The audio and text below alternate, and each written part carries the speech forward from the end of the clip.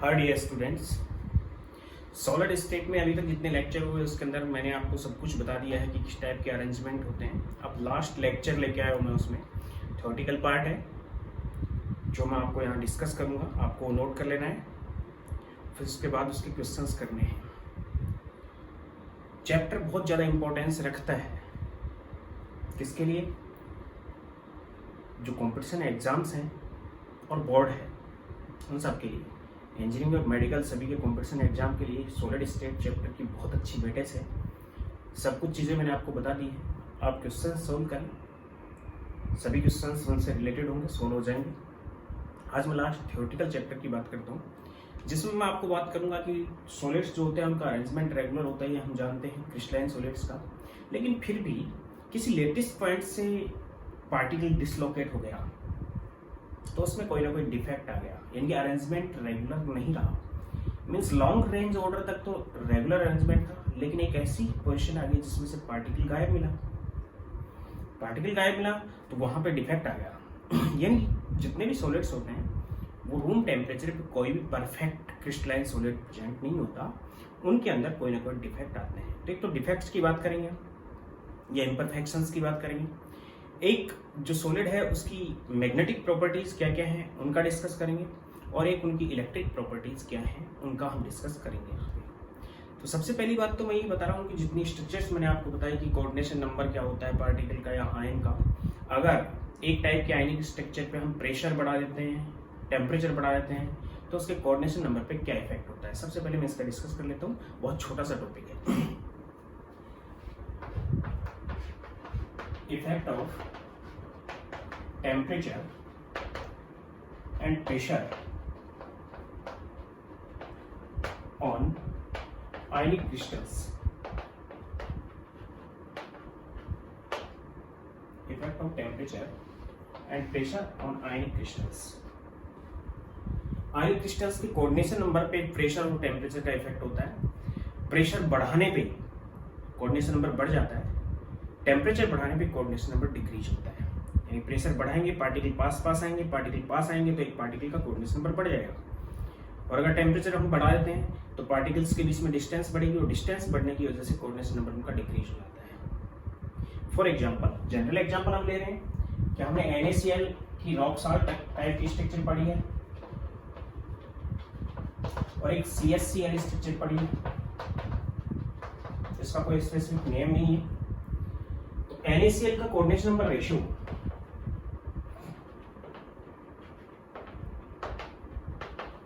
आपको बताया था मैंने 6:6 होता है। एक Na+ 6Cl- से या फिर एक Cl- 6Na+ से सराउंडेड होता है। इसी टाइप से जो CaCl का है उसमें coordination number ratio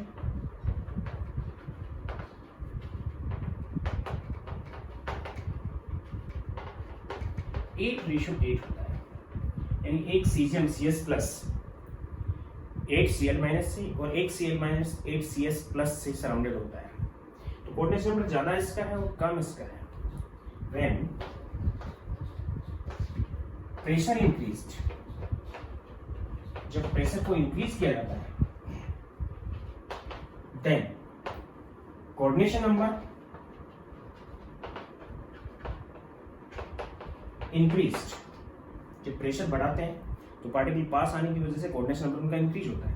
coordination number increased, then we can say that Rock-Salt type structure of NaCl convert into CaCl type structures, और कोऑर्डिनेशन नंबर कितना हो जाएगा 8:8, 6:6 से बढ़ के 8:8 means NaCl type crystal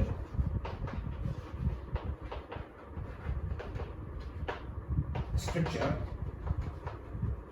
convert into CaCl type structure. कहने का मतलब ये है कि NaCl CaCl में कन्वर्ट नहीं हुआ। कहीं आप कहते हो कि NaCl CaCl में कन्वर्ट हो गया, नहीं। NaCl का केमिकल फॉर्मूला वही रहेगा NaCl, लेकिन उसकी जो स्ट्रक्चर वो चेंज हो जाएगी। मींस उसकी रॉक-साल्ट टाइप की स्ट्रक्चर CaCl टाइप की क्रिस्टल स्ट्रक्चर में कन्वर्ट हो जाएगी। मींस NaCl CaCl में कन्वर्ट नहीं हुआ, NaCl रहेगा NaCl, लेकिन उसका कोऑर्डिनेशन नंबर 6:6 से बढ़ के 8:8 हो गया। Means coordination number 6:6 to coordination number 8:8। इससे जस्ट ऑपोजिट टेम्परेचर का इफेक्ट होगा। टेम्परेचर का इफेक्ट ये होगा कि जब हम टेम्परेचर राइज करेंगे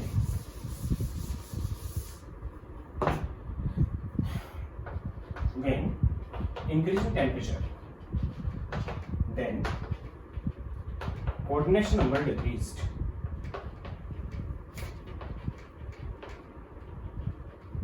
coordination number decrease हो जाएगा। means CSCl type crystal convert into rock salt type structure।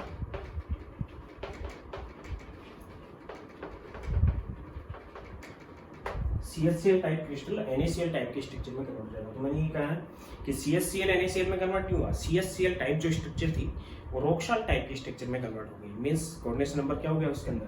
Decrease हो गया। Means coordination number 8:8 convert into coordination number 6:6। Means coordination number decreased. Coordination number क्या हो गया यहाँ पे? डिक्रीज। तो अगर किसी क्रिस्टल पे प्रेशर बढ़ाया जाए तो कोऑर्डिनेशन नंबर बढ़ता है, और प्रेशर कम किया जाए तो उसका कोऑर्डिनेशन नंबर कम हो जाता है। और अगर टेम्परेचर बढ़ाया जाए तो कोऑर्डिनेशन नंबर डिक्रीज होता है, और टेम्परेचर घटा दिया जाए तो कोऑर्डिनेशन नंबर बढ़ जाता है। लेकिन नेचर वही रहती है, नेचर चेंज नहीं होती। इसके बाद मैं बात कर रहा हूँ इम्परफेक्शंस और डिफेक्ट्स की।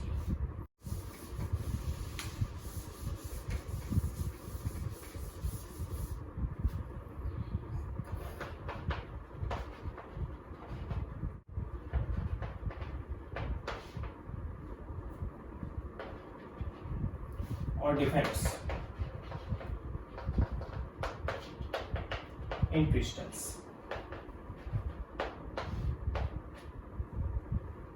According to third law of thermodynamics, जो 11th में आपने पढ़ा है, थर्ड लॉ ऑफ थर्मोडायनेमिक्स के अकॉर्डिंग क्या है कि परफेक्ट क्रिस्टलाइन सॉलिड का 0 केल्विन टेम्परेचर पे हम उसको परफेक्ट मान सकते हैं, और क्रिस्टलाइन सॉलिड मान सकते हैं, उसको रेगुलर अरेंजमेंट मान सकते हैं, और उसके अंदर डिफेक्ट हम 0 यूज कर सकते हैं, क्योंकि entropy will be 0 at 0 kelvin. Means -273 degree centigrade पे या 0 केल्विन पे जो परफेक्ट क्रिस्टलाइन सॉलिड होते हैं उनकी एंट्रोपी की वैल्यू 0 होती है, यानी कि उनके अंदर रैंडमनेस 0 होती है, उनके अंदर परफेक्टनेस होती है। लेकिन जब टेम्परेचर हम राइज करते हैं, राइज करके उसको रूम टेम्परेचर पे लेके आए, कोई भी क्रिस्टल को हमने 0 केल्विन पे बनाया और उसको हम रूम टेम्परेचर पे लेके आए, तो टेम्परेचर हमने लगभग 300 degree centigrade 300 degree centigrade increase कर दिया उसका। और अगर इतना टेम्परेचर इंक्रीज करेंगे तो टेम्परेचर बढ़ने की वजह से कुछ पार्टिकल्स अपनी लेटेस्ट पॉइंट से डिसलोकेट हो चुके होंगे, क्योंकि टेम्परेचर अगर बढ़ाएंगे तो पार्टिकल की काइनेटिक एनर्जी बढ़ेगी, और अगर काइनेटिक एनर्जी बढ़ती है तो पार्टिकल डिसलोकेट होंगे, और डिसलोकेट अगर पार्टिकल हो रहा है तो परफेक्शन क्रिस्टल में नहीं रहेगा। Means room temperature, at room temperature all crystals are defective crystals. सभी क्रिस्टल्स डिफेक्टिव होते हैं, उनके अंदर कोई ना कोई इम्परफेक्शन पाया जाता है। Means according to टीलॉट,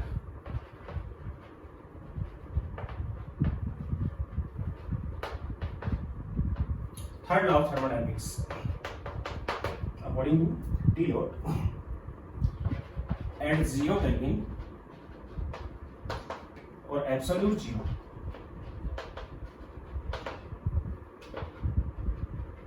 the entropy means measurement of randomness, entropy of perfectly crystalline solid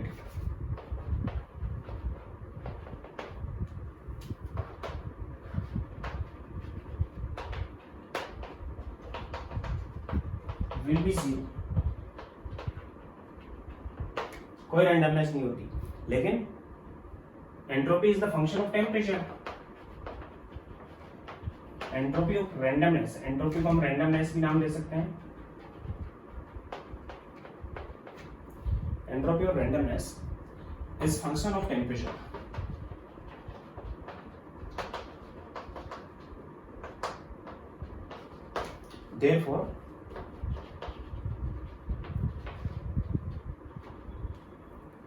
Therefore, all crystalline solid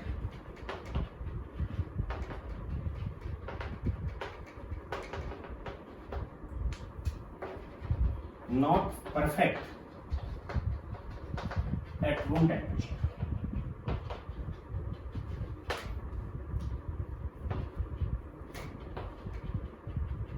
Some consist particles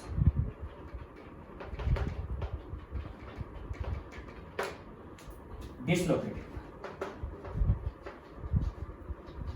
from lattice point,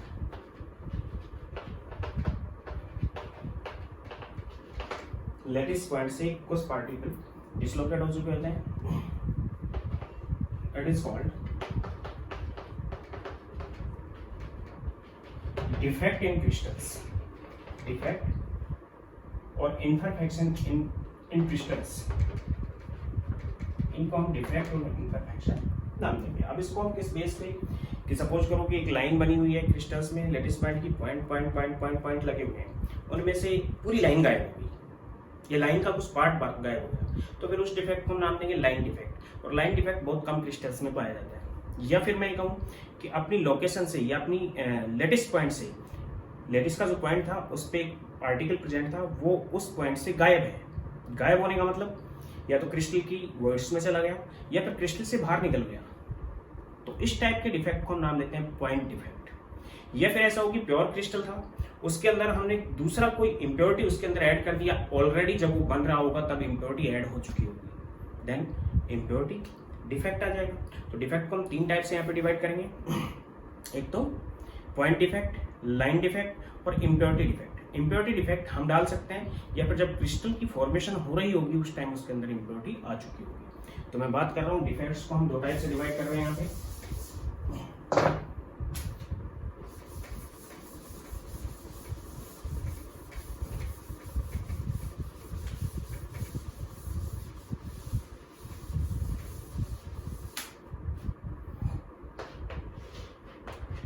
point defect, impurity defect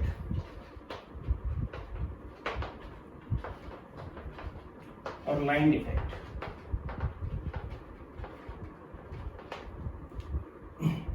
impurity defect में impurity add होगी, जो आगे बताऊंगा मैं। Impure crystals में पाया जाएगा ये। जो लाइन डिफेक्ट है इसमें पूरी एक लाइन के कुछ पार्टिकल्स गायब हो जाएंगे, कंसिस्ट पार्टिकल्स और particles at a line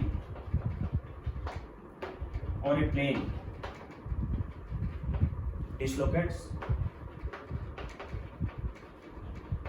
that is line defect. और बहुत कम क्रिस्टल में पाया जाएगा। इम्प्योरिटी हम ऐड कर सकते हैं जब क्रिस्टल की फॉर्मेशन हो रही होगी तब भी उसमें ऐड हो चुकी होगी। पॉइंट डिफेक्ट को मैं डिवाइड कर रहा हूँ 2 पार्ट में। पॉइंट डिफेक्ट का मतलब है कि लेटिस पॉइंट डिसलोकेट हो गया, डिसलोकेशन ऑफ लेटिस पॉइंट। एक तो stoichiometry,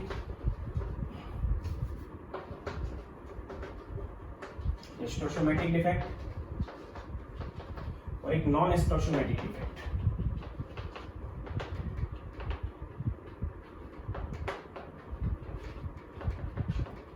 stoichiometric means balancing. Stoichiometry का मतलब है कि बैलेंसिंग है कि पार्टिकल्स जो रिलीज हुए क्रिस्टल में, अगर वो आयनिक टाइप का क्रिस्टल है या फिर वो कोवलेंट टाइप का क्रिस्टल है, मॉलिक्यूलर क्रिस्टल है, किसी भी टाइप का क्रिस्टल है, मेटलिक टाइप का क्रिस्टल है, तो पार्टिकल्स का एक फिक्स रेशियो उसके अंदर से बाहर निकल जाएगा। या फिर पार्टिकल्स का जो रेशियो डिफेक्ट से पहले था और डिफेक्ट के बाद का जो रेशियो और पहले का जो रेशियो है वो सेम रहेगा, उसको हम बोल देंगे स्टोशियोमेट्रिक। और अगर डिफरेंट हो जाता है तो उसको बोलते हैं non stoichiometric defect. Stoichiometric defect balancing है, या फिर यहाँ पे कह सकता हूं कि आयनिक रेशियो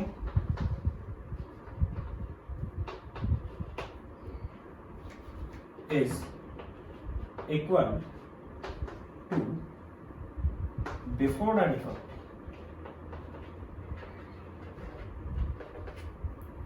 दो टाइप के हैं, Schottky and Frenkel. Schottky defect और फ्रैंकल डिफेक्ट दोनों ही साइंटिस्ट के नाम है। नॉन स्टोशियोमेट्रिक 2 टाइप का हो सकता है, मेटल एक्सेस हो सकता है और मेटल डेफिशिएंसी हो सकता है। मेटल एक्सेस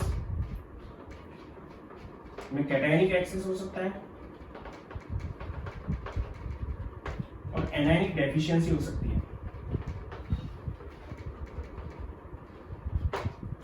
मेटल डेफिशिएंसी है, कैटायनिक डेफिशिएंसी,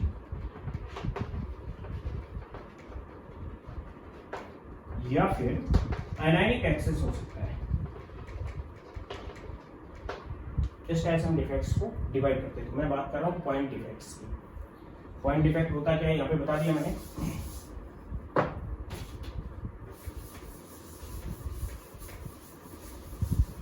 डिफेक्ट्स की बात कर रहा हूँ मैं।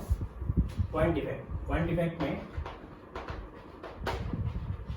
किस डिफेक्ट को नाम देंगे हम पॉइंट डिफेक्ट, ये मैं आपको बता चुका हूँ। Defect in which lattice point dislocate as point defect। इसमें बात कर रहा हूँ नंबर फर्स्ट थी स्टोशियोमेट्रिक।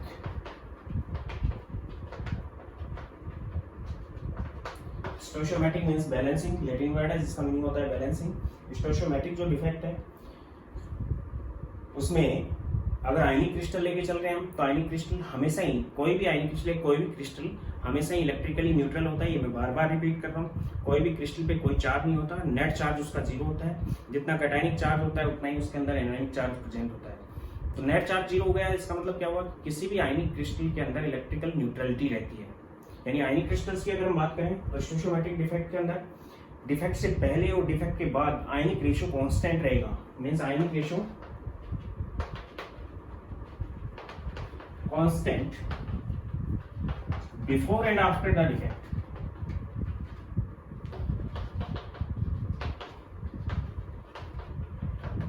इसलिए नंबर फर्स्ट पे बात कर रहा हूं मैं शॉर्ट की defect.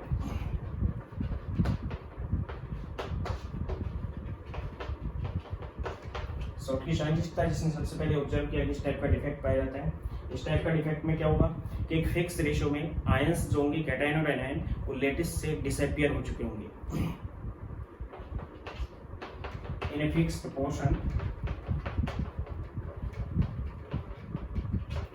Cation and anion from ionic crystal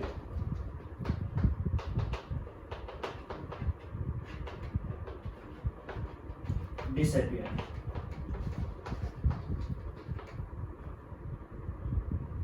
इस डिफेक्ट के अंदर वो डिसअपियर हो चुके होंगे। Defect is find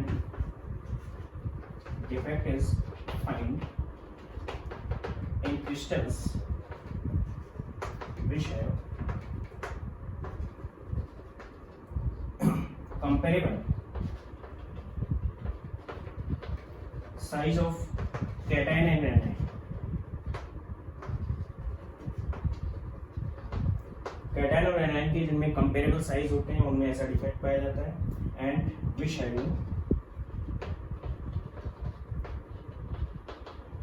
higher coordination number, जिनमें कोऑर्डिनेशन नंबर ज्यादा होता है और कैटायन और एनायन का साइज लगभग सेम होता है, उनमें शॉर्ट की टाइप का डिफेक्ट पाया जाता है। होता क्या है, एक फिक्स पोर्शन के अंदर, फिक्स रेशियो के अंदर कैटायन और एनायन क्रिस्टल से बाहर निकल जाते हैं। फॉर एग्जांपल दिस, अगर मैं यहाँ की बात करूँ कि आपके पास कि सपोज करो एक क्रिस्टल है इस टाइप से, कैटायन है, एनायन है, या फिर प्लस माइनस में एक साथ यूज कर रहा हूँ।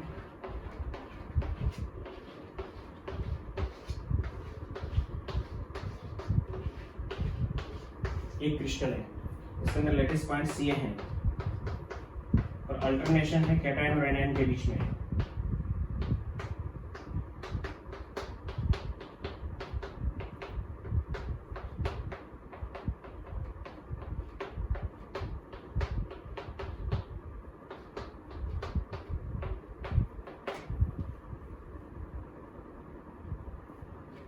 सपोज करो कि एक क्रिस्टल है, इसके अंदर अल्टरनेशन है कैटायन और एनायन के बीच में। अगर ये कैटायन है, ये एनायन है, अल्टरनेशन में प्रेजेंट।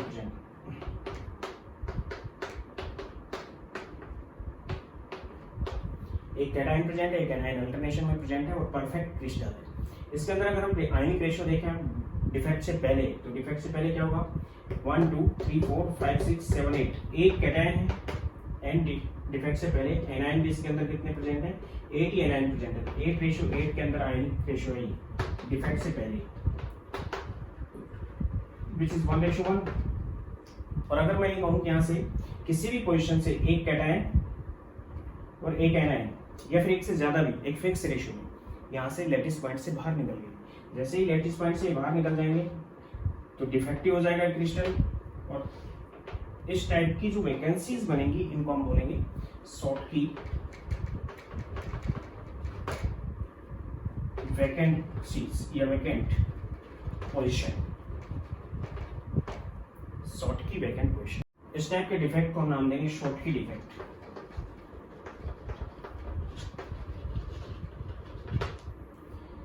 और इनको शॉर्टकी लैटिस पॉइंट है जिसको आप इस टाइप से दिखा दोगे कि वैकेंट पोजीशन है, इसके अंदर कोई आयन प्रेजेंट नहीं है, और इन लैटिस पॉइंट को हम शॉर्टकी लैटिस पॉइंट नाम देंगे या शॉर्टकी डिफेक्टिव पॉइंट नाम देंगे। शॉर्टकी डिफेक्ट के बाद आयनिक रेशियो पहले 1:1 था, अब बाद में भी देखें तो 1 2, यानी इसके अंदर 7 कैटायन प्रेजेंट है और 7 एनायन प्रेजेंट है, तो अब भी शॉर्टकी डिफेक्ट के बाद भी आयनिक रेशियो यही है, तो ये स्टोइचियोमेट्रिक डिफेक्ट हो गया। अब इस डिफेक्ट से क्रिस्टल पे क्या क्या इफेक्ट होगा? इफेक्ट ऑन क्रिस्टल, डेंसिटी जो क्रिस्टल की है वो डिक्रीज हो जाएगी,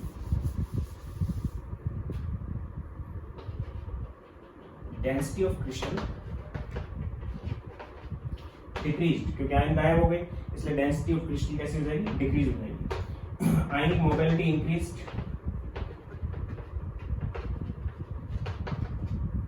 आयन एक दूसरे से मतलब बीच में गैप आ गया तो वो इंक्रीज हो गया, कोऑर्डिनेशन नंबर डिक्रीज हो जाएगा, कुछ आयंस का कोऑर्डिनेशन नंबर डिक्रीज हो जाएगा, इलेक्ट्रिक प्रॉपर्टी इंक्रीज हो जाएगी, कंडक्टेंस,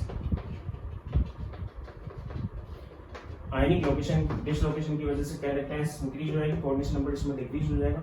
इसके साथ साथ according to Schottky in initial sodium chloride crystal की अगर हम बात करें तो in initial one Schottky defect observed in 10⁻16 lattice point. अगर 10⁻16 बहुत बड़ा नंबर है, उतने लैटिस पॉइंट लें हम तो रूम टेम्परेचर पे, एट रूम टेम्परेचर पे एक शॉर्टकी डिफेक्ट पाया जाएगा उनमें 10⁻16 लैटिस पॉइंट में। इसका मतलब क्या है कि एक मोल भी नहीं हुआ, एक मोल कितना होता है? 6.022 × 10⁻23 होता है, उनके अंदर तो लगभग 10⁻7 डिफेक्ट हो चुके होंगे, यानी रूम टेम्परेचर पे बहुत ज़्यादा डिफेक्टिव होते हैं क्रिस्टल। और इस टाइप का जो डिफेक्ट पाया जाता है वो NaCl, KCl, CSCl, AgBr type के क्रिस्टल्स के अंदर टाइप का डिफेक्ट पाया जाता है। फिर मैं एक बार बात कर रहा हूँ कि एक फिक्स रेशियो के अंदर कैटायन और एनायन क्रिस्टल लैटिस से बाहर निकल जाते हैं तो before and after ionic ratio में चेंज नहीं आता, डेंसिटी डिक्रीज हो जाती है, वाटर के अंदर सोल्युबिलिटी भी बढ़ जाएगी क्योंकि आयनिक डिसलोकेशन हो गया, उसके साथ साथ कंडक्टेंस इसकी बढ़ जाएगी क्योंकि आयनिक डिसलोकेशन है, कोऑर्डिनेशन नंबर डिक्रीज होगा, जिन लैटिस पॉइंट्स के आसपास से पार्टिकल्स डिसअपियर हुए उनके आसपास का कोऑर्डिनेशन नंबर डिक्रीज हो जाएगा और कंडक्टेंस बढ़ जाएगी, मोबिलिटी बढ़ जाएगी। NaCl में 10⁻16 अगर पार्ट्स हैं लैटिस पॉइंट है तो उनमें से एक डिफेक्ट पाया जाता है रूम टेम्परेचर पे अकॉर्डिंग टू शॉर्टकी, और इन टाइप के क्रिस्टल्स में पाया जाता है, उन क्रिस्टल्स में पाया जाता है जिसमें एनायन और कैटायन का साइज लगभग सेम होता है, उनमें इस टाइप का डिफेक्ट पाया जाता है। AgBr एक ऐसा क्रिस्टल है जिसमें दोनों टाइप के डिफेक्ट पाए जाते हैं, Schottky as well as Frenkel. अब मैं सेकंड बात कर रहा हूँ फ्रेंकल डिफेक्ट, स्टोइचियोमेट्रिक के अंदर ही सेकंड है फ्रेंकल डिफेक्ट।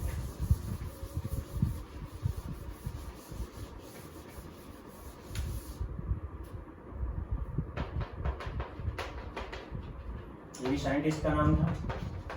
इसमें होता क्या है कि सपोज करो ये एक परफेक्ट क्रिस्टल है,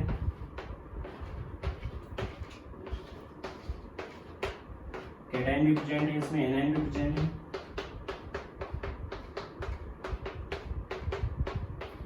डिफेक्ट से पहले भी और डिफेक्ट के बाद भी ये चीज ध्यान रखने की है, डिफेक्ट से पहले हो या डिफेक्ट के बाद हो कोई भी क्रिस्टल इलेक्ट्रिकली न्यूट्रल रहता है, उस पर कोई नेट चार्ज जीरो होगा, उस पर कोई चार्ज प्रेजेंट नहीं होगा। सपोज करो ये plus minus plus minus plus minus plus minus and plus एक परफेक्ट क्रिस्टल बनाया है हमने, लेकिन डिफेक्ट ऐसा हुआ कि अगर पार्टिकल्स का एक फिक्स रेशियो बाहर निकल गया तो उस कंडीशन में शॉर्ट की, और अगर ऐसा है कि जैसे ये लैटिस पॉइंट के आसपास बनी हुई ये क्या है, वॉइड है, वैकेंसी है, इंटरस्टिशियल स्पेस है,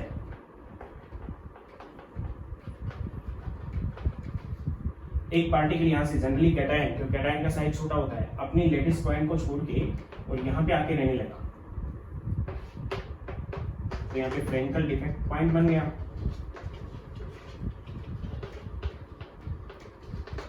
क्या बन गया? फ्रैंकल डिफेक्ट पॉइंट, तो क्रिस्टल डिफेक्ट ही हो गया।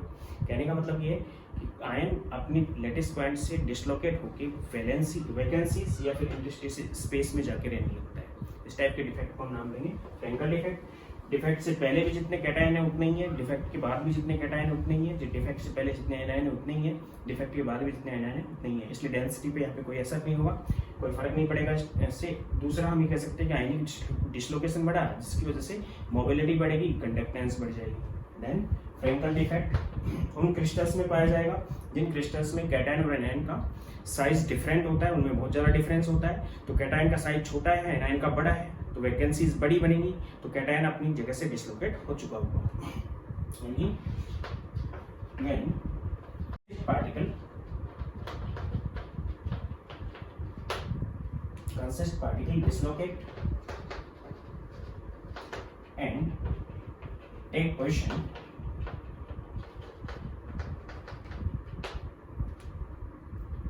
position in void, that is Frankel defect.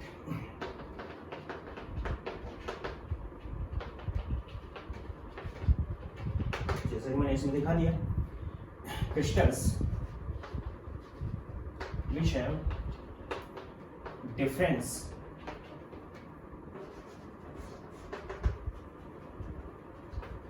between radii of cation and anion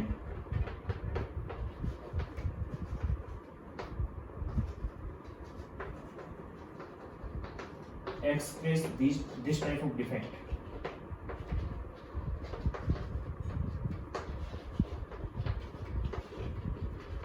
वो इस टाइप का डिफेक्ट एक्सप्रेस करते हैं, इस टाइप का डिफेक्ट उन क्रिस्टल्स में पाया जाएगा। इसके साथ साथ इसका इफेक्ट क्या होगा?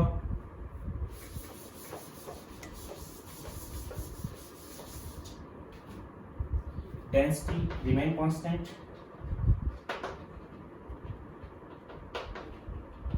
डेंसिटी यहाँ पे कांस्टेंट होगी। आयनिक डिसलोकेशन बढ़ने की वजह से सॉल्युबिलिटी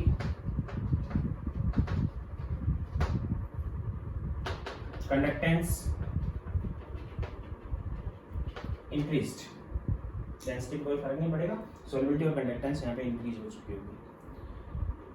ये था फ्रैंकल डिफेक्ट। उन क्रिस्टल्स में पाया जाता है जिन क्रिस्टल्स में आयनिक जो साइज होता है उनमें डिफरेंस होता है, जिससे छोटे आयन जो होता है, छोटा आयन अपनी लोकेशन से और डिसलोकेट होकर किस में चला जाता है? वर्ड्स में या इंटरस्टेशियल स्पेस में चला जाता है। तो आयनिक रेशियो पर कोई असर नहीं होता और उस कंडीशन में इस डिफेक्ट को नाम देते हैं फ्रैंकल डिफेक्ट। इसके जनरल एग्जांपल है ZnS, AgBr दोनों का एग्जांपल है, AgCl एंड AgI इसका जनरल एग्जांपल है। इस fluoride structure AgBr, AgCl and AgI। अब मैं नेक्स्ट बात कर रहा हूँ जिसको मैं कंबाइंडली ले रहा हूँ।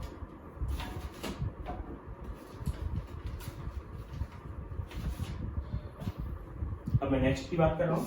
नेक्स्ट था इसके अंदर नॉन स्टोइचियोमेट्रिक, जिसको मैं कंबाइंड ही लूंगा।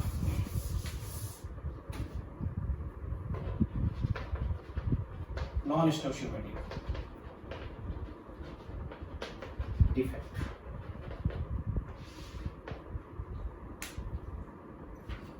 नॉन स्टोइचियोमेट्रिक डिफेक्ट में डिफेक्ट से पहले और डिफेक्ट के बाद आयनिक रेशियो कांस्टेंट नहीं रहता।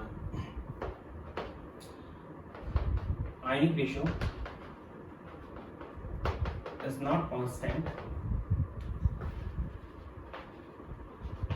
before and after defect, पहले और बाद में, डिफेक्ट से पहले। बट आयनिक रेशियो तो कांस्टेंट, जितने आयन पहले थे कैटायन और एनायन उतने अब कैटायन और एनायन तो नहीं रहेंगे, या तो कैटायन कम हो जाएंगे या फिर एनायन कम हो जाएंगे, या फिर कैटायन बढ़ जाएंगे या फिर एनायन बढ़ जाएंगे। मीन्स कैटायनिक वैकेंसी हो सकती है या फिर कैटायनिक डेफिशिएंसी हो सकती है, कैटायनिक एक्सेस हो सकता है, एनायनिक डेफिशिएंसी हो सकती है, एनायनिक एक्सेस हो सकता है। बट जो क्रिस्टल है वो इलेक्ट्रिकली न्यूट्रल रहेगा। But crystal is always electrically neutral. इस टाइप का डिफेक्ट सबसे पहले TiO2 के अंदर देखा गया। TiO2 और TiO जनरली हम यहाँ पे बता सकते हैं कि अगर 200 O-2 यहाँ पे थे तो 100 Ti+2 होंगे। यहाँ पे अगर देखते हैं तो 100 O-2 है तो यहाँ पे 100 ही Ti+2 होने चाहिए, तब तो इनमें परफेक्शन होगा, आयनिक रेशियो कांस्टेंट रहेगा। लेकिन फॉर्मूला हमें इस टाइप का पाया गया कि TiO 1.98 यानी कि 198 ऑक्साइड के साथ टाइटेनियम 100 थे। इसका फॉर्मूला पाया गया हमारे पास कि Ti 0.95 एंड O। इसका मतलब क्या हुआ कि 100 ऑक्सीजन के साथ 95 Ti थे। यहाँ पे 100 के साथ 100 होने चाहिए, तो 100 के साथ 95 हो गए। इसका मतलब क्या हुआ कि टाइटेनियम जो थे +2 से वो +3 में चले गए, ताकि चार्ज तो क्या हो बैलेंस रहे, नेट चार्ज तो 0 हो इसका, लेकिन नंबर ऑफ पार्टिकल डिक्रीज और इंक्रीज हो सकते हैं। तो इसके लिए मैं एक क्वेश्चन ले रहा हूँ यहाँ पे नॉन स्टोइचियोमेट्रिक डिफेक्ट के बारे में कि सपोज करो आपके पास एक इस टाइप का कंपाउंड है Fe 0.92O, जो कि बना तो FeO से है लेकिन ये नॉन स्टोइचियोमेट्रिक है। FeO तो स्टोइचियोमेट्रिक होगा, स्टोइचियोमेट्रिक हम बैलेंसिंग है इसमें कि जितने आयरन थे उतने ही ऑक्साइड है, आयरन यहाँ पे +2 में और यहाँ पे ऑक्सीजन -2 में। लेकिन अगर फॉर्मूला इस टाइप का आता है तो ये कैसा हो गया, नॉन स्टोइचियोमेट्रिक कंपाउंड हो गया।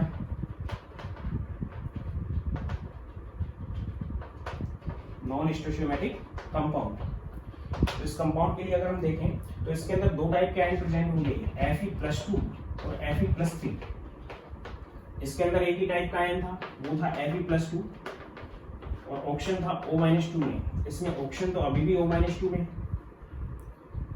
कहने का मतलब है कि जितने ऑक्साइड आयन थे उतने ही फेरस आयन थे इसमें, लेकिन इसमें जितने ऑक्साइड हैं उतने आयरन नहीं है, आयरन प्रेजेंट नहीं है। यानी कुछ पार्टिकल Fe+2 के अंदर और कुछ पार्टिकल Fe+3 के अंदर प्रेजेंट है। होना क्या चाहिए था कि 100 अगर पार्टिकल आपके पास ऑक्सीजन के होते तो 100 ही पार्टिकल किसके होने चाहिए थे, आयरन के। लेकिन अब क्या हो गया कि पार्टिकल अगर इसके तो 100 है तो आयरन की 92 है, यानी कि होना ये चाहिए था और है ये, तो बैलेंसिंग नहीं रही। बैलेंसिंग नहीं रही तो इसमें डिफेक्ट आ चुका है। वो डिफेक्ट जो आया वो आया, ये कैटायन था, इसका कैटायनिक डेफिशिएंसी या फिर मेटल डेफिशिएंसी, या तो इसको हम कैटायनिक डेफिशिएंसी नाम दे सकते हैं या फिर क्या नाम दे सकते हैं इसको हम मेटल डेफिशिएंसी। अब आपसे यहाँ पे पूछ लेगा कि कितने Fe+2 थे और कितने Fe+3 थे, then net anionic charge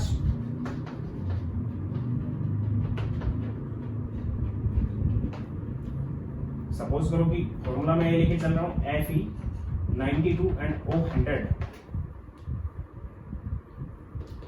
Fe 0.92 को मैंने 92 कर लिया, ऑप्शन 1 था उसको मैंने 100 कर लिया, यानी कि Fe आयरन 92 थे तो ऑप्शन 100 थे। तो नेट एनायनिक चार्ज, एक ऑप्शन पे जो चार्ज होता है वो -2 होता है, एक ऑप्शन पे चार्ज हो गया -2 into 100 which is -200 which is also equal to net cationic charge. तो नेट कैटायनिक चार्ज का कितना हो जाएगा,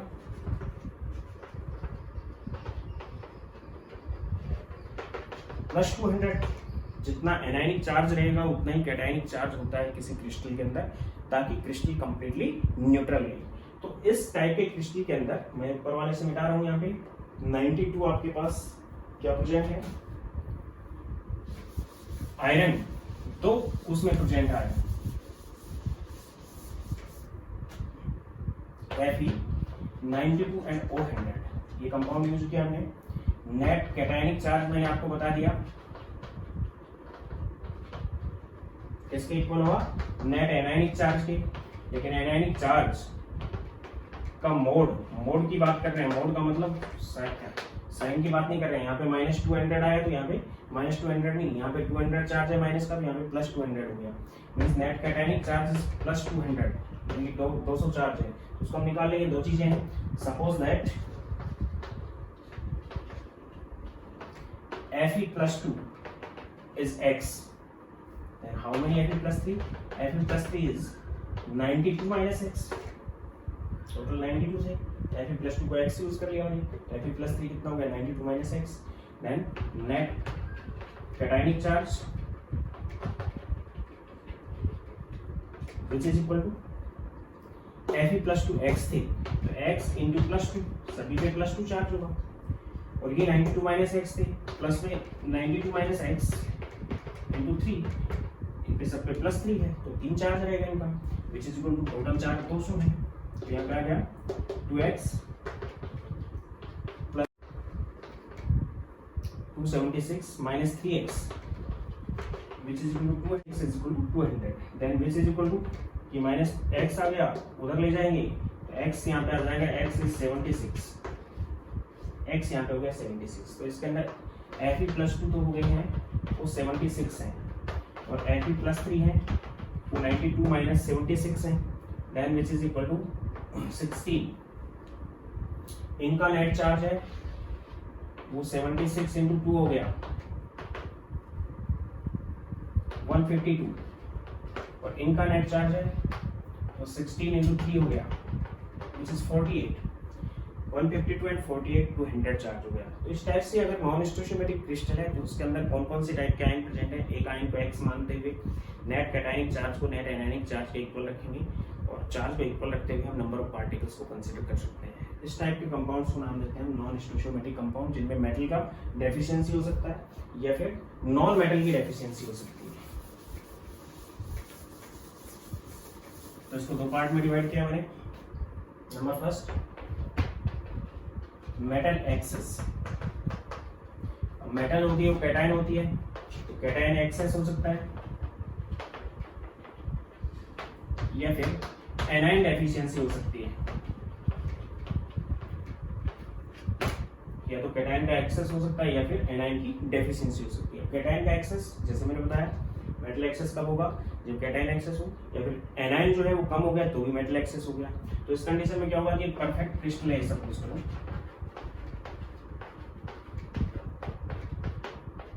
उसकी डोपिंग की हम बात कर सकते हैं।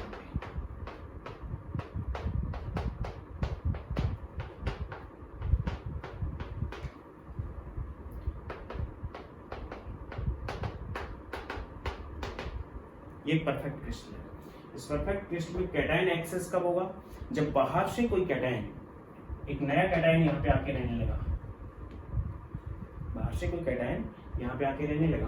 तो यहाँ पे आके रहने लगने का मतलब क्या हुआ कि यहाँ पे कैटायन क्या हो गया, बढ़ गया, और उस कैटायन को बैलेंस किया, चार्ज को बैलेंस करने के लिए किसी नेगेटिव पे -2 चार्ज आ चुका, तो नेट कैटायनिक और एनायनिक चार्ज तो इक्वल हो गई, लेकिन कैटायन एक्सेस हो चुका है।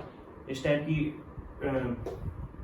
कैटायन का क्या हो चुका है, number of cation particle excess हो चुके हैं। तो इस टाइप की जो डिफेक्ट है उसको हम नाम देंगे कैटायनिक एक्सेस या फिर मेटल एक्सेस। नेट चार्ज 0 रहेगा क्योंकि पॉजिटिव चार्ज यहाँ पे आया तो यहाँ पे -2 आएगा। ऐसा डिफेक्ट कब आएगा, सपोज करो कि ये हमने वेपर ले ली सोडियम की या NaCl की वेपर ले ली, और यहाँ पे हमने SrCl2 एक क्रिस्टल रख दिया, तो स्ट्रोंशियम यहाँ पे वो किसमें प्रेजेंट है, Sr+2 में। स्ट्रोंशियम किसमें प्रेजेंट है, Sr+2 में। तो जब इसकी वेपर में हम इसको रख देंगे तो Sr+2 बाहर आएगा, और Cl जो है वो बाहर भी आ सकता है, और बाहर भी Cl- आएगा, वो अंदर भी जाएगा, तो Cl- के अंदर तो क्या हो जाएगा, इक्विलिब्रियम बन जाएगा। लेकिन Sr+2 बाहर आएगा तो इसकी जगह लेने के लिए यहाँ पे 2 सोडियम अंदर की तरफ चले जाएंगे। तो क्रिस्टल के अंदर क्या होगा, एक सोडियम तो Sr+2 की जहां से वो बाहर आया है उसकी लोकेशन को ले लेगा, दूसरा सोडियम वैकेंसीज में चला जाएगा, दूसरा सोडियम कहाँ पे चला जाएगा, वैकेंसीज में। और जो क्लोरीन है उस पर एक चार्ज बढ़ जाएगा इलेक्ट्रॉन का, हालांकि -2 नहीं ले सकती, लेकिन फिर भी वो इलेक्ट्रॉन वहां पे रिवॉल्विंग कर सकता है, या इलेक्ट्रॉन वहां पे रहेगा वैकेंसीज के अंदर। तो नेट जो चार्ज है वो इसका 0 होना चाहिए, 0 हो जाएगा। यानी कहने का मतलब ये है कि जितना Sr+2 बाहर निकला उससे दुगने Na+ अंदर चले जाएंगे, तब क्रिस्टल है वो न्यूट्रल होगा। तो इस कंडीशन के अंदर कैटायनिक एक्सेस हो जाएगा। सेकंड कंडीशन में ले रहा हूं, सेकंड है एनायनिक डेफिशिएंसी, बहुत इंपॉर्टेंट है ये परफेक्टली क्रिस्टलाइन सॉलिड है,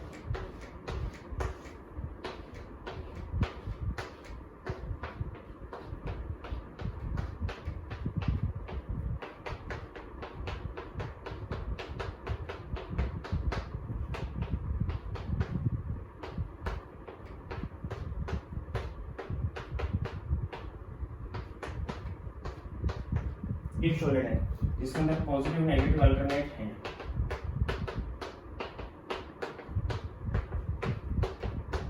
ये अल्टरनेशन है इस सॉलिड के अंदर पॉजिटिव और नेगेटिव का। एनायनिक डेफिशिएंसी का मतलब है कि क्रिस्टल के अंदर से एनायन निकल गया बाहर की तरफ।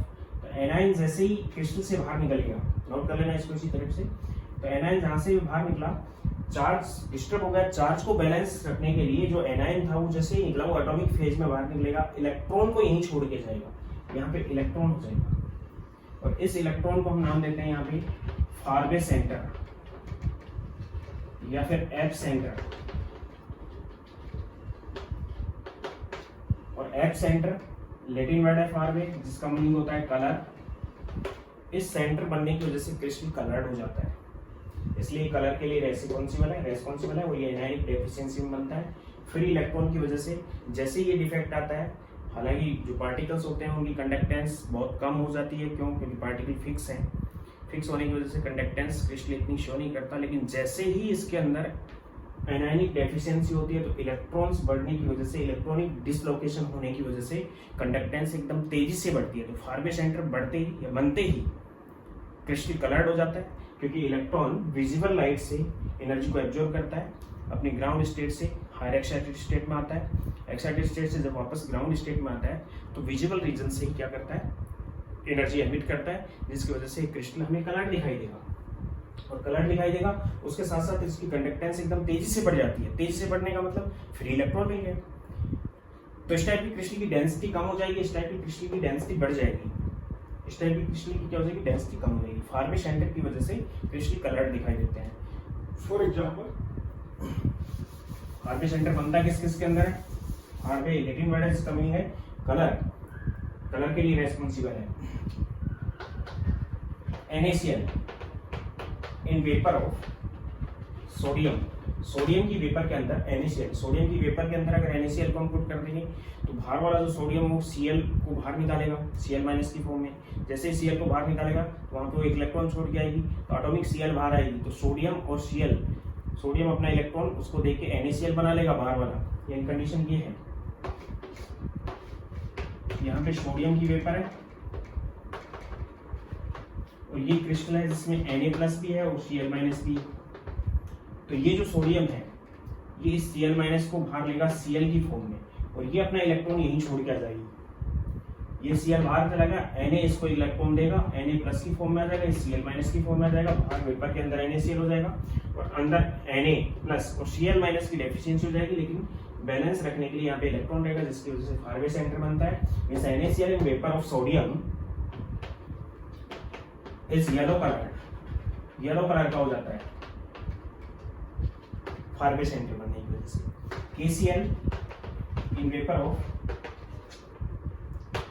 पोटेशियम वायलेट कलर का होता है, and NiCl in vapour of lithium red colour का होता है, क्रिम्सन रेड या पर्पल टाइप का कलर होता है, इसमें रेड कलर का दिखाई देता है। क्या बनने की वजह से? फारवे सेंटर। एनायनिक डेफिशिएंसी के अंदर फारवे सेंटर बनता है।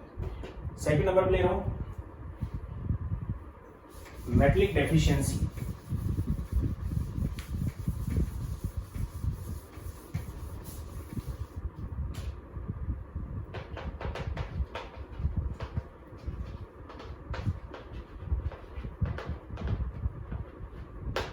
मेटलिक डेफिशिएंसी, मेटलिक डेफिशिएंसी में बात कर रहा हूं कि मेटल, अगर मेटल होती है कैटायन, दो टाइप की हो जाएगी, एक कैटायनिक डेफिशिएंसी और एक एनायनिक एक्सेस। कैटायनिक डेफिशिएंसी में पार्टिकल्स हैं, उनमें से कैटायन अपनी लैटिस पॉइंट से बाहर निकल जाएगा।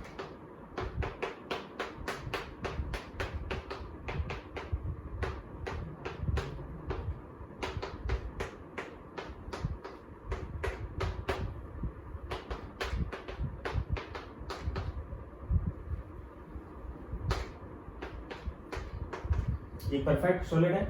कैटायनिक डेफिशिएंसी में कैटायन अपनी जगह से क्रिस्टल से बाहर चला जाएगा, और क्रिस्टल से बाहर चला गया तो उसके चार्ज को बैलेंस रखने के लिए किसी दूसरे कैटायन पे +2 चार्ज आ जाएगा ताकि बैलेंस रहे।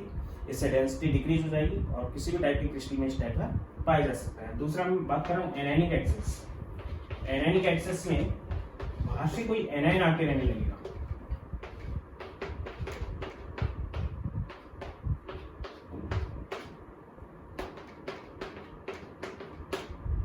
सपोज करो ये बाहर से एक एनायन आके यहाँ रहने लगा, बाहर से एक एनायन यहाँ पे रहने लगा, डेंसिटी इसकी बढ़ जाएगी। लेकिन इस टाइप की जो डिफेक्ट है वो बहुत कम क्रिस्टल्स में पाया जाता है। इसका रीजन क्या है कि एनायन का साइज जनरली बड़ा होता है और व्यूअर्स में आके फिट नहीं हो पाता, जिसकी वजह से ऐसा नहीं हो पाता। तो बहुत कम क्रिस्टल्स में ऐसा पाया जाएगा। एनायन यहाँ बढ़ने की वजह से उसको बैलेंस रखने के लिए किसी कैटायन पे डबल पॉजिटिव चार्ज हो जाएगा और इस टाइप से एक नॉन स्टोशियोमेट्रिक डिफेक्ट वाला क्रिस्टल फॉर्मेट हो जाएगा। इसलिए रूम टेम्परेचर पे कोई ना कोई डिफेक्ट किसी न किसी क्रिस्टल पे पाया जाता है। ये थे डिफेक्ट्स, और इन डिफेक्ट्स की वजह से हम इम्प्योरिटी भी ऐड कर सकते हैं। मैंने डोपिंग भी इसके अंदर बता दिया कि किस टाइप से हम एक एलिमेंट को दूसरे क्रिस्टल के अंदर एंटर करवा देते हैं। जैसे सपोज करो कि Na+ है आपके पास,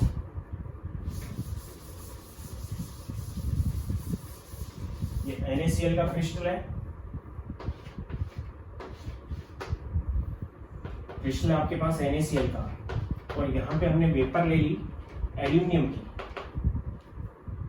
वेपर किसके लिए हमने? एल्यूमिनियम की, AlCl3 की वेपर ले ली हमने। तो यहाँ पे दो टाइप के आयन होंगे, Al+3 भी होगा और Cl- भी होगा।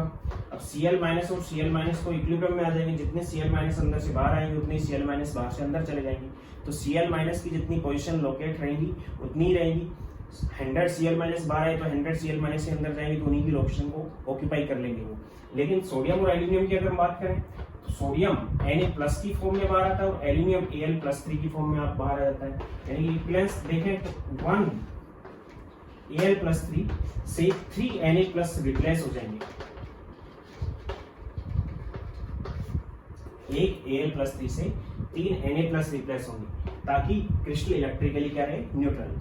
एक Al+3 अंदर जाएगा तो 3 Na+ बाहर आ जाएंगे ताकि क्रिस्टल कैसा रहे? Electrically neutral. तो 3 जो Na+ बाहर आए उनमें से एक Na+ की पोजीशन Al+3 ऑक्यूपाई कर लेगा, 2 Na+ की पोजीशन वैकेंसी हो जाएगी। तो आपसे कह दिया गया कि 100 Al+3 अंदर गए तो कितने Na+ बाहर आए? 300 बाहर आएंगे, और 300 बाहर आएंगे तो नंबर ऑफ वैकेंसीज कितनी बढ़ेंगी? 200। 100 Na+ की पोजीशन तो Al+3 ने ऑक्यूपाई कर ली, और जो 300 आए थे उनमें से 100 की तो ऑक्यूपाई हो गई, 200 Na+ बाहर आए, उनकी वैकेंसीज बढ़ गई। तो इस टाइप से हम परसेंटेज ऑफ वैकेंसी कैलकुलेट कर सकते हैं। तो ये थे डिफेक्ट। अब मैं बात कर रहा हूँ मैग्नेटिक प्रॉपर्टीज ऑफ क्रिस्टल्स की।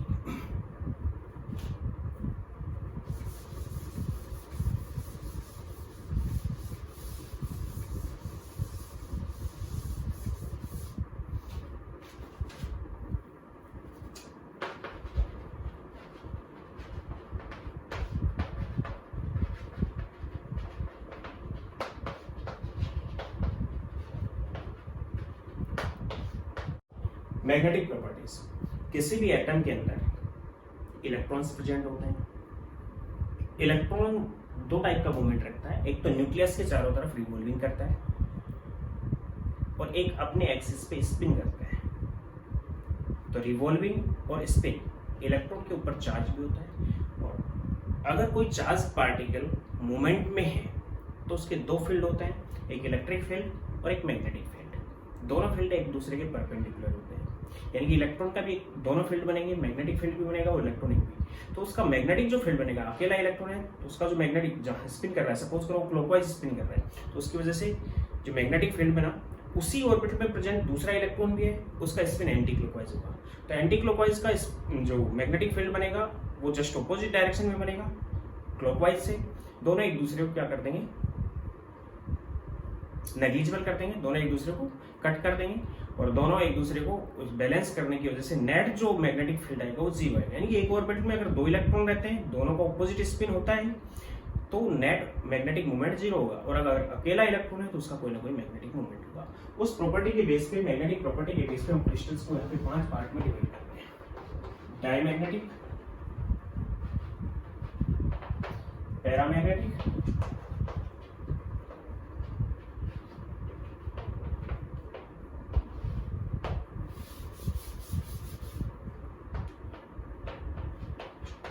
पैरामैग्नेटिक, फेरोमैग्नेटिक,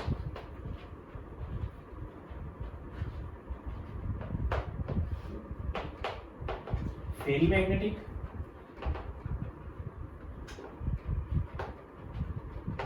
और एंटी फेरोमैग्नेटिक।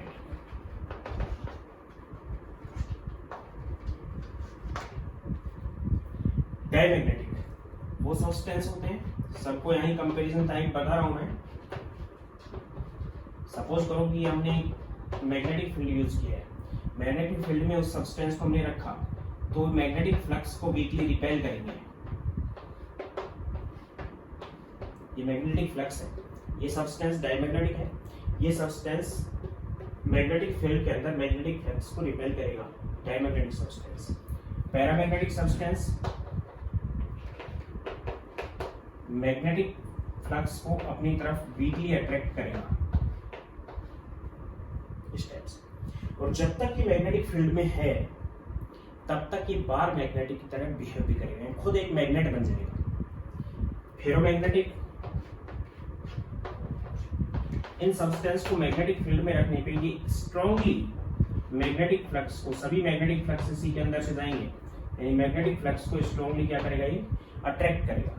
और जब तक मैग्नेटिक फील्ड में है तब तक ये मैग्नेट की तरह बिहेव करेगा, और मैग्नेटिक फील्ड हटा लेने के कुछ टाइम बाद तक भी ये मैग्नेटिज्म इसके अंदर रहेगा, ये मैग्नेट की तरह बिहेव करेगा, which is ferromagnetic. Ferrimagnetic weakly attract करेगा, अगर फेरीमैग्नेटिक सब्सटेंस हम यहाँ रखते हैं तो ये वीकली अट्रैक्ट करेगा। और एंटी फेरोमैग्नेटिक स्ट्रांगली रिपेल करेगा, मैग्नेटिक फ्लक्स को स्ट्रांगली क्या करता है, रिपेल करता है। तो एक तो डिफरेंस ये हो गया किन किन सब्सटेंस को हम मैग्नेटिक प्रॉपर्टी के बेस पे क्या क्या नाम दे रहे हैं। पहला क्या बताया मैंने, डायमैग्नेटिक सब्सटेंस मैग्नेटिक फ्लक्स को मैग्नेटिक फील्ड के अंदर वीकली रिपेल करते हैं, पैरामैग्नेटिक सब्सटेंस वीकली अट्रैक्ट करते हैं मैग्नेटिक फ्लक्स को, और जब तक वो मैग्नेटिक फील्ड में तब तक वो मैग्नेट की तरह बिहेव करते हैं। नोट कर लेना इस चीज को। फेरोमैग्नेटिक सब्सटेंस स्ट्रांगली अट्रैक्ट करते हैं मैग्नेटिक फ्लक्स को मैग्नेटिक फील्ड में, और मैग्नेटिक फील्ड हटा लेने के बाद भी उनका मैग्नेटिज्म रहता है कुछ टाइम तक। फेरीमैग्नेटिक सब्सटेंस वीकली क्या करते हैं, अट्रैक्ट करते हैं, और जब तक मैग्नेटिक फील्ड में रहेंगे तब तक मैग्नेट की तरह बिहेव भी करेंगे। ये और ये लगभग सिमिलर है, लेकिन इनमें इलेक्ट्रॉन्स का अरेंजमेंट या अलाइनमेंट ऑफ इलेक्ट्रॉन्स है वो डिफरेंट है, कि स्ट्रांगली रिपेल करते हैं। इनके अंदर इलेक्ट्रॉन्स का अलाइनमेंट होता है, वो डायमैग्नेटिक है तो पेयर टाइप होता है, यानी कि ऑर्बिटल के अंदर अगर इलेक्ट्रॉन्स का अलाइनमेंट अगर देखें हम तो इस टाइप से कंप्लीटली पेयर होगा तो नेट स्पिन 0 हो जाएगा। नेट स्पिन 0 होने की वजह से सब्सटेंस डायमैग्नेटिक हो गया। पैरामैग्नेटिक में अनपेयर्ड होते हैं इलेक्ट्रॉन, एक या एक से ज्यादा इलेक्ट्रॉन अनपेयर्ड प्रेजेंट होते हैं, तो अलाइनमेंट ये हो जाएगा। अनपेयर्ड एक भी हो सकता है, एक से ज्यादा भी हो सकता है, मींस कंडीशन ये हो सकती है यहाँ पेयरिंग दिखा दूं फिर भी अनपेयर्ड। अनपेयर्ड अगर एक भी इलेक्ट्रॉन प्रेजेंट है तो उसको हम पैरामैग्नेटिक की कैटेगरी में रखते हैं। फेरोमैग्नेटिक में इलेक्ट्रॉन डोमेन हो जाते हैं। डोमेन होने का मतलब ये है कि ऑर्बिटल में मैक्सिमम एक ही इलेक्ट्रॉन आएगा, उससे ज्यादा इलेक्ट्रॉन नहीं आएगा, नेक्स्ट इलेक्ट्रॉन दूसरे ऑर्बिटल में जाएगा, यानी इलेक्ट्रॉन इतना डोमेन हो जाता है कि अपने उस ऑर्बिटल के अंदर दूसरे इलेक्ट्रॉन को नहीं आने देता। कहने का मतलब टीनी पार्टिकल्स की अगर बात करें, जैसे आयरन है वो फेरोमैग्नेटिक है, तो आयरन है, आयरन के सभी पार्टिकल, जितने भी पार्टिकल आयरन के क्रिस्टल में प्रेजेंट हैं, सभी के इलेक्ट्रॉन्स डोमेन होने की वजह से टीनी पार्टिकल, जो एक पार्टिकल है वो भी एक बार मैग्नेटिक की तरह बिहेव करने लगता है, यानी कि डोमेन होने के बाद वो बार मैग्नेट की तरह बिहेव करते हैं, और सभी मिलके एक बड़ी मैग्नेट की तरह बिहेव करने लग जाते हैं। इस टाइप के इलेक्ट्रॉन्स को हम नाम देते हैं डोमेन। और डोमेन का अरेंजमेंट हम इस टाइप से दिखाएंगे कि सभी particles complete arrow, half arrow से थे, ये कंप्लीट एरो से, या तो सभी पार्टिकल्स, और सभी का जो स्पिन है वो भी सेम है, डिफरेंट नहीं है। इसमें भी क्या होगा, दूसरे टाइप से दिखा सकते हैं हम कि सभी का स्पिन सेम हो, या तो क्लॉकवाइज हो सारे, या फिर वो कैसे हो, एंटी क्लॉकवाइज हो सारे। फेरीमैग्नेटिक में क्या होगा, डोमेन तो रहेंगे इलेक्ट्रॉन, लेकिन अलाइनमेंट डिफरेंट रहेगा, और एक दूसरे को कैंसिल करने के बाद भी कुछ ना कुछ बचेगा। फॉर एग्जाम्पल इनका अलाइनमेंट एक दूसरे को कैंसिल कर चुका, इनका भी कर चुका, लेकिन एक बचा हुआ है। या फिर हम इस टाइप से दिखा सकते हैं, इन तीनों का सेम है लेकिन इन दोनों का डिफरेंट है। या फिर हम इस टाइप से दिखा सकते हैं, इसी टाइप से अलाइनमेंट दिखा रहे हैं, लेकिन रिजल्टेंट कुछ ना कुछ नेट बचेगा। इस टाइप से, तो नेगेटिव से रहें। इसमें कंप्लीटली एक दूसरे को वो डिनाई कर चुके होंगे, इलेक्ट्रॉन तो नो में ही है लेकिन एक दूसरे को क्या कर चुके होंगे, डिनाई कर चुके होंगे। अलाइनमेंट हम कैसे भी दिखा सकते हैं इसमें,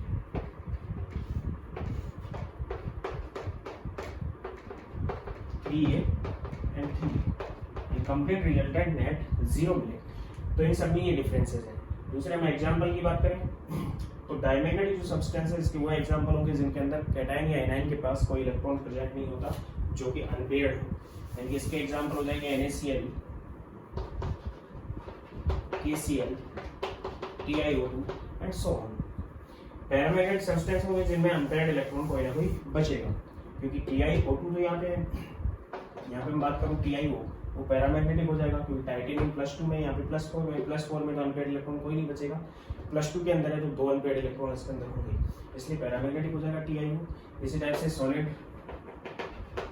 जो पैरामैग्नेटिक जो सुपर ऑक्साइड्स हैं, सॉलिड KO2, इस टाइप के पैरामैग्नेटिक सब्सटेंस के एग्जांपल हो जाएंगे। फेरोमैग्नेटिक सब्सटेंस के जनरल एग्जांपल है आयरन, कोबाल्ट, निकेल, रोडियम। इसके अलावा CrO2, क्रोमियम का डाइऑक्साइड, एक ऐसा सब्सटेंस है जिसको हम ऑडियो और वीडियो जो टेप्स आती हैं, रोल्स जो आती हैं, उनके ऊपर प्लेटिंग करते हैं, या VCD DVD के ऊपर जो प्लेटिंग होती है CrO2 की होती है, जो कि फेरोमैग्नेटिक सब्सटेंस है। फेरीमैग्नेटिक Fe3O4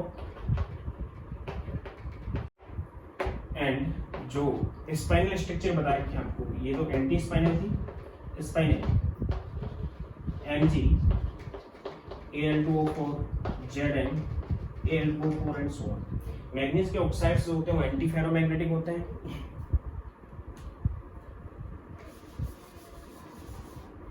for example MnO, Mn2O3, Mn3O4 manganese का ऑक्साइड है वो एंटी फेरोमैग्नेटिक है। इसके अलावा निकेल का ऑक्साइड Ni2O, ये भी एंटी फेरोमैग्नेटिक है।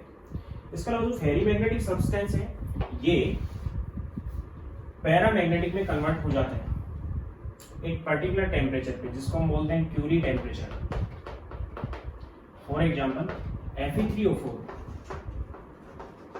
कैसा सब्सटेंस है, फेरीमैग्नेटिक है, ये 850 केल्विन टेम्परेचर पे पर्टिकुलर टेम्परेचर है।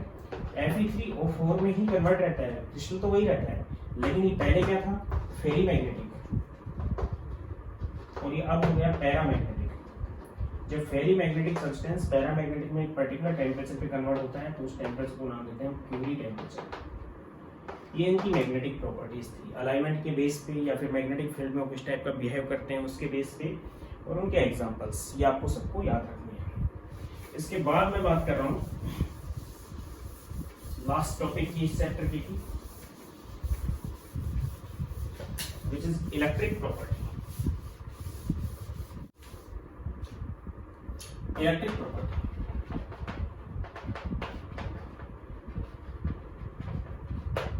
of solids. Solids की electric property 3 टाइप से हम डिवाइड करेंगे, मेटल या फिर कंडक्टर, सेमी कंडक्टर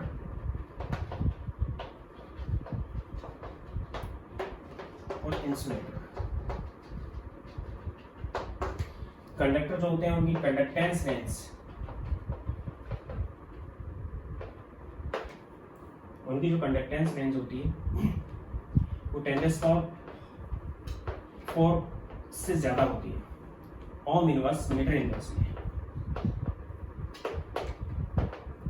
ओम इनवर्स मीटर इनवर्स कंडक्टेंस की यूनिट है ये। सेमी कंडक्टर की 10⁻6 to 10⁴ ohm inverse metre inverse, और इसकी इंसुलेटर की एक फिक्स रेंज नहीं कर रखी है, अप्रोक्स रेंज है।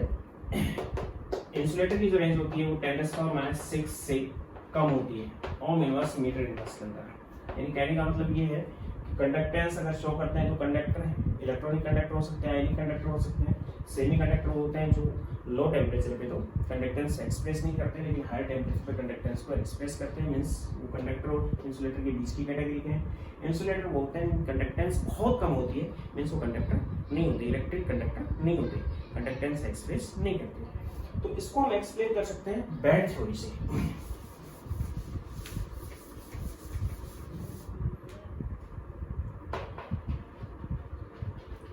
बैंड थ्योरी जो होती है वो बेस्ड है मॉलिक्यूलर ऑर्बिटल थ्योरी पे।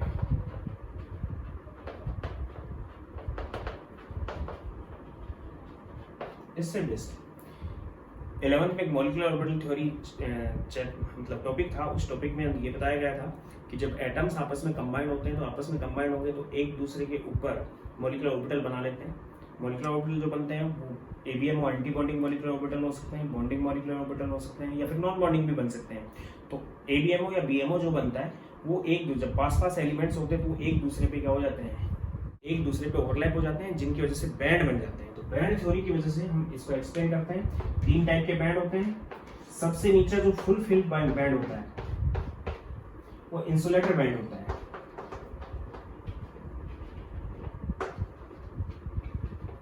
आउटर जो फुल फिल्ड और हाफ फिल्ड जो बैंड होता है वो वैलेंस बैंड होता है।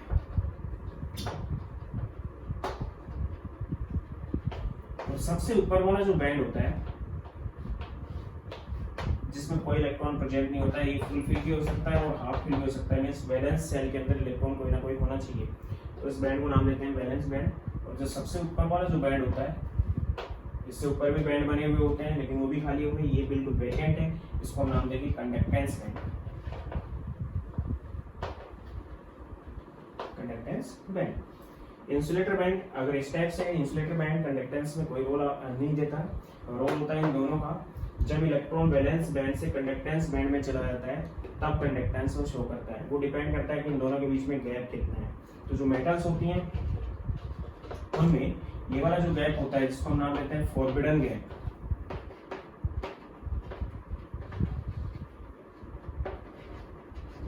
वो लगभग 0 होता है, या फिर वैलेंस बैंड और कंडक्टेंस बैंड एक दूसरे पे ओवरलैप होते हैं, या फिर गैप होगा तो बहुत कम होगा, जिससे कि वैलेंस बैंड से इलेक्ट्रॉन इजीली कंडक्टेंस बैंड में आ जाए। और जो कंडक्टेंस बैंड में इलेक्ट्रॉन पहुंच जाता है वही कंडक्टिविटी को एक्सप्रेस करता है। वैलेंस बैंड भी नहीं करता है, इंसुलेटर बैंड, यहाँ से कोई इलेक्ट्रॉन ऊपर नहीं जाएगा। वैलेंस बैंड से इलेक्ट्रॉन फॉरबिडन गैप को पार करके, अगर फॉरबिडन गैप है तो, और वो कंडक्टेंस बैंड में चला जाता है जिससे वो कंडक्टेंस एक्सप्रेस करता है। तो मेटल्स के अंदर या फिर कंडक्टर के अंदर ऐसा होता है। मेटल्स लिखते हैं यहाँ पे, या फिर मैं लिखा हूँ कंडक्टर। जो सेमी कंडक्टर्स होते हैं उनमें ये बैंड तो इंसुलेटर बैंड है, ये बैंड वैलेंस बैंड है जो फुल फिल हो सकता है, और ये बैंड फुल फिल और ये हाफ फिल हो सकता है। ये बैंड है, ये कंडक्टेंस बैंड है, लेकिन फॉरबिडन गैप इसके अंदर लगभग 1 इलेक्ट्रॉन वोल्ट का फॉरबिडन गैप होता है। इसलिए लो टेम्परेचर पे वैलेंस बैंड से इलेक्ट्रॉन कंडक्टेंस बैंड में नहीं जा पाते और ये लो टेम्परेचर के ऊपर कंडक्टिविटी को एक्सप्रेस नहीं कर पाते हैं। लेकिन हायर टेम्परेचर पे वैलेंस बैंड से इलेक्ट्रॉन कंडक्टेंस बैंड में चले जाते हैं जिससे कंडक्टिविटी को एक्सप्रेस करता है। ये है सेमी कंडक्टर। और इंसुलेटर की बात करें तो वही, ये तो इंसुलेटिंग बैंड हो जाएगा, ये वैलेंस बैंड है और ये कंडक्टेंस बैंड है। कंडक्टेंस बैंड और वैलेंस बैंड में फॉरबिडन गैप बहुत ज्यादा होता है जिससे इलेक्ट्रॉन वैलेंस बैंड से कंडक्टेंस बैंड में नहीं जा पाते और वो कंडक्टिविटी को एक्सप्रेस नहीं कर पाते। ये था इंसुलेटर। एग्जांपल ले सकते हैं हम डायमंड इंसुलेटर, एग्जांपल ले सकते हैं सिलिकॉन और जर्मेनियम, एग्जांपल हम ले सकते हैं आयरन, कोबाल्ट, निकल, कॉपर, कोई भी मेटल। तो मेटल में वैलेंस और कंडक्टेंस एक दूसरे पर ओवरलैप होते हैं, इसलिए इजीली इलेक्ट्रॉन वैलेंस से कंडक्टेंस में चला जाता है, इसलिए कंडक्टेंस एक्सप्रेस करती है। सेमीकंडक्टर्स में फॉरबिडन गैप जो होता है वैलेंस बैंड और कंडक्टेंस बैंड के बीच का गैप, उसका कोई ना कोई वैल्यू होती है, लगभग 1 इलेक्ट्रॉन वोल्ट होती है। इसलिए लो टेम्परेचर पे इलेक्ट्रॉन यहाँ से आ नहीं जा पाता, हायर टेम्परेचर पे इलेक्ट्रॉन यहाँ से यहाँ जंप कर जाता है, जिसकी वजह से कंडक्टेंस ज़्यादा टेम्परेचर पे एक्सप्रेस करते हैं, लो टेम्परेचर पे नहीं करते हैं। इंसुलेटर के अंदर फॉरवर्डिंग गैप बहुत ज़्यादा होता है, कंडक्टेंस बैंड और वैलेंस बैंड दोनों के बीच का गैप, फॉरवर्डिंग गैप बहुत ज़्यादा होने की वजह से इलेक्ट्रॉन यहाँ से यहाँ मूव नहीं कर पाता, जिसकी वजह से कंडक्टेंस एक्सप्रेस नहीं कर पाते हैं। अब रही बात यहाँ पे टेम्परेचर के बारे में पूछा जाता है कि टेम्परेचर बढ़ाने से क्या होता है, तो टेम्परेचर बढ़ाने से जो इंसुलेटर्स होते हैं इनकी कंडक्टिविटी चेंज नहीं होती, टेम्परेचर बढ़ाने पे इनके ऊपर कंडक्टेंस का कोई इफेक्ट नहीं होता। लेकिन मेटल्स की कंडक्टेंस टेम्परेचर बढ़ाने पे घट जाती है, मेटल्स की कंडक्टेंस टेम्परेचर बढ़ाने पे क्या होगी, डिक्रीज होगी। और जो सेमीकंडक्टर्स हैं इनकी टेम्परेचर बढ़ाने पे कंडक्टेंस इंक्रीज होती है। तो इनकी डिक्रीज होने का बेसिक रीजन क्या है कि सारे इलेक्ट्रॉन टेम्परेचर बढ़ाएंगे, यहाँ से यहाँ पहुंच गए, तो फिर ऊपर वाला जो बैंड होगा वो फिर वैलेंस बैंड का वर्क करने लगेगा, तो फिर कोई ना कोई गैप आ जाएगा। इसलिए टेम्परेचर बढ़ाने पे कंडक्टेंस कम होती है कंडक्टर की, सेमीकंडक्टर की कंडक्टेंस बढ़ जाती है, क्योंकि गैप इजीली फ्लो मतलब इजीली इलेक्ट्रॉन यहाँ से यहाँ मूव कर जाएंगे टेम्परेचर बढ़ाने पे, जबकि इंसुलेटर पे कोई इफेक्ट नहीं होगा। अब मैं बात कर रहा हूँ सेमीकंडक्टर्स की।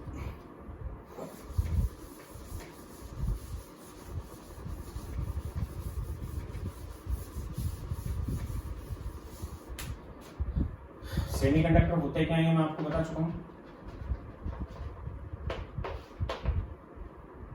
सेमीकंडक्टर होते क्या है ये मैं आपको बता चुका हूं। सेमीकंडक्टर दो टाइप के होते हैं, एक तो एक्सट्रिंसिक और इंट्रिंसिक।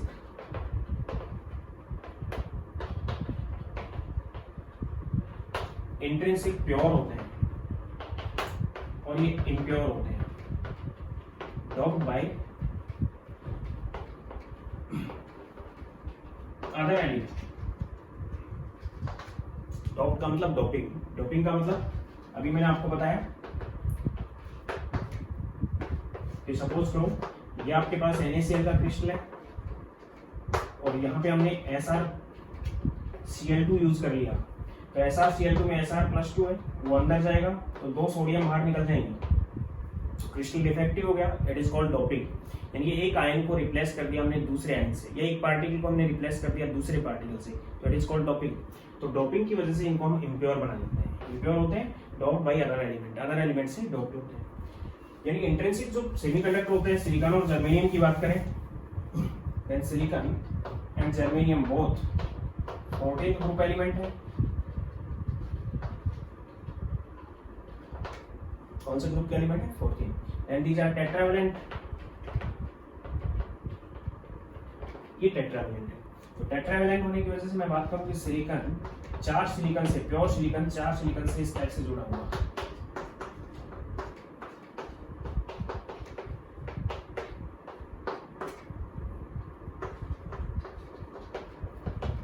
इस टाइप से 4 सिलिकॉन से जुड़ा हुआ है। इसी टाइप से जर्मेनियम की बात करें, जर्मेनियम भी 4 जर्मेनियम से आपस में जुड़ा हुआ है। तो उस कंडीशन में ये कैसा हो गया? इंट्रिंसिक हो गया, प्योर। और इंट्रिंसिक सेमीकंडक्टर में कोई फ्री इलेक्ट्रॉन नहीं होता, इसलिए पुअर कंडक्टर होता है।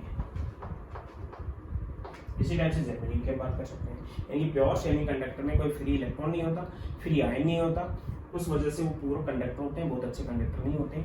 इसलिए हम किसी दूसरे एलिमेंट से उनकी डोपिंग करते हैं, और डोपिंग होने के बाद वो एक्सटेंसिक हो जाते हैं। एक्सटेंसिक में या तो फ्री इलेक्ट्रॉन बचेगा या फ्री होल्स बचेंगे। फ्री इलेक्ट्रॉन या फ्री होल्स की वजह से वो इलेक्ट्रिक कंडक्टेंस एक्सप्रेस करते हैं, और इलेक्ट्रिक कंडक्टेंस बढ़ने की वजह से वो हमारे लिए ज़्यादा इंपॉर्टेंट हो जाते हैं। इसलिए इंट्रिंसिक सेमीकंडक्टर बहुत ज़्यादा इंपॉर्टेंस नहीं रखते, उनमें हम डोपिंग करके नया एक्सटेंसिक सेमीकंडक्टर डेवलप कर लेते हैं, जिसकी इंपॉर्टेंस है, जिसको हम सेमीकंडक्टर को हम यूज करते हैं जो एक्सटेंसिक है उसको डायोड्स की फॉर्म में, ट्रांजिस्टर की फॉर्म में, NPN ट्रांजिस्टर या NP या PN डायोड्स या जंक्शन की फॉर्म में हम transistor, radio, TV and in जो इलेक्ट्रिक डिवाइसेस होते हैं इनके अंदर जनरली हम LED की फॉर्म में यूज कर लेते हैं। तो इसकी इंपॉर्टेंस को इंक्रीज करने के लिए हम एक्सटेंसिक सेमीकंडक्टर बनाते हैं। और एक्सटेंसिक सेमीकंडक्टर में क्या होता है? 2 टाइप के सेमीकंडक्टर होंगे, एक N टाइप और एक P type. N type, N means negative, P means positive. Negative यहाँ पे इलेक्ट्रॉन की वजह से लिया गया है, पॉजिटिव यहाँ पे होल्स की वजह से लिया गया है। अगर होल बनते हैं तो होल की वजह से इलेक्ट्रॉनिक कंडक्टेंस होगी, जिसकी वजह से हम उसको नाम देंगे P टाइप सेमीकंडक्टर। और N type electrons, free electrons की वजह से कंडक्टेंस एक्सप्रेस होगी, तो उसको नाम देंगे N टाइप सेमीकंडक्टर। तो यहाँ पे N टाइप कब बनेगा? When low group doped bye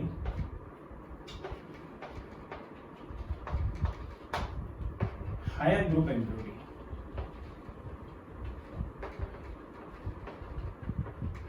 तो एन टाइप बनता है। और व्हेन हायर ग्रुप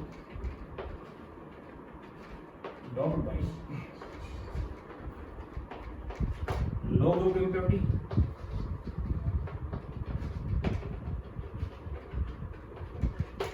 तो सेमीकंडक्टर बनता है पी टाइप। फॉर एग्जांपल जैसे सिलिकॉन था, हम एन टाइप की पहले बात कर रहे हैं।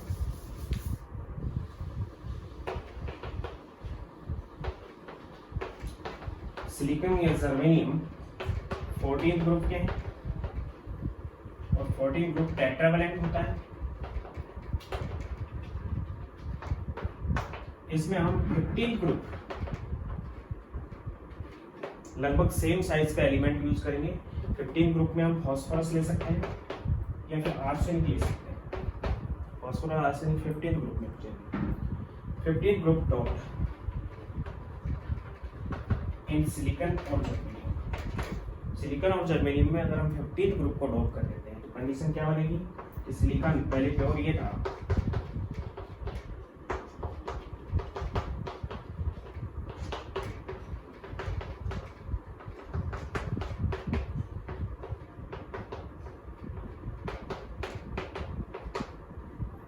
अब इसमें हमने डोपिंग कर दी किसकी, फॉस्फोरस की। तो टेट्रावैलेंट है, जैसे ही फॉस्फोरस यहाँ पे आएगा, फॉस्फोरस कैसा है, पेंटावैलेंट है। 15 ग्रुप पेंटावैलेंट होता है, 5 इलेक्ट्रॉन होते हैं आउटरमोस्ट में, 14 के अंदर 4 होते हैं। 14 ग्रुप के ये हैं, 15 ग्रुप के ये हैं। तो फॉस्फोरस आएगा तो 4 बॉन्ड तो बना लेगा, उसके बाद एक इलेक्ट्रॉन इसके ऊपर फ्री हो जाएगा। इस फ्री इलेक्ट्रॉन की वजह से ये सेमीकंडक्टर जो हो गया वो N type negative type semiconductor हो गया, और फ्री इलेक्ट्रॉन की वजह से ये कंडक्टेंस एक्सप्रेस करेगा। एक्सट्रिंसिक सेमीकंडक्टर है। इसके अलावा मैं दूसरा बात करूं पी टाइप की। पी टाइप में हम क्या करेंगे, 14 ग्रुप में हम 13 ग्रुप की इम्प्योरिटी ऐड कर देंगे।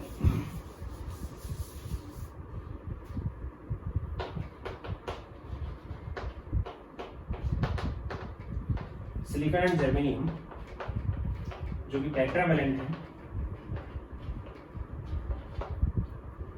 Docked bye trivalent 13 group aluminium या फिर गैलियम।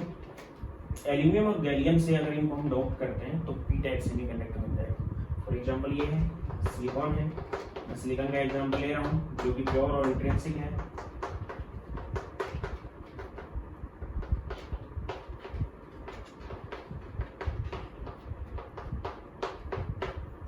टेट्रावैलेंट था, इसके अंदर हमने इम्प्योरिटी एल्यूमिनियम की डाल दी, तो यहाँ पे मैंने एल्यूमिनियम यूज कर लिया। एल्यूमिनियम इज ट्राइवैलेंट, ट्राइवैलेंट होने की वजह से एक इलेक्ट्रॉन यहाँ पे फ्री हो जाएगा, जिसकी वजह से यहाँ पे ये होल बन जाएगा, 3 तो ये बॉन्ड बना लेगा, और इस होल की वजह से ये इलेक्ट्रिक कंडक्टेंस शो करेगा, जिसको हम पॉजिटिव टाइप नाम देंगे, और ये पी टाइप सेमीकंडक्टर बन चुका। यानी जरूरी नहीं है कि हम 15 में 13 की डोपिंग करें, 15 में हम 12 की भी कर सकते हैं, 15 में हम 16 की भी कर सकते हैं, 14 में हम 16 की भी कर सकते हैं। अगर हायर ग्रुप की डोपिंग होती है तो एन टाइप, और लोअर ग्रुप की डोपिंग होती है तो पी टाइप। यानी फ्री इलेक्ट्रॉन्स रहते हैं अगर, तो उस कंडीशन में एन टाइप, और फ्री होल्स रहते हैं तो उस कंडीशन में ये पी टाइप सेमीकंडक्टर होगा। और इन सेमीकंडक्टर्स को हम electric devices, diode, transistor, triode, इस टाइप से हम यूज़ करते हैं। और किसके अंदर यूज़ करते हैं, इलेक्ट्रिक डिवाइसेस। सभी इलेक्ट्रॉनिक डिवाइसेस के अंदर जो डिजिटल डिवाइसेस होते हैं उनके अंदर ये सेमीकंडक्टर्स यूज़ किए जाते हैं। यानी एक्सट्रिंसिक सेमीकंडक्टर इंपॉर्टेंस रखता है, इंट्रिंसिक सेमीकंडक्टर इंपॉर्टेंस इतनी नहीं रखता, क्योंकि ये अच्छा कंडक्टर होता है, ये अच्छा कंडक्टर नहीं होता। ये थी सेमीकंडक्टर। तो आज के लिए इतना ही, ये कंप्लीट हो गया। सॉलिड स्टेट का लास्ट लेक्चर कंप्लीट हो चुका है। इसके सभी क्वेश्चंस आप लोग कर लेंगे। नेक्स्ट लेक्चर में नेक्स्ट टॉपिक हम यूज़ करेंगे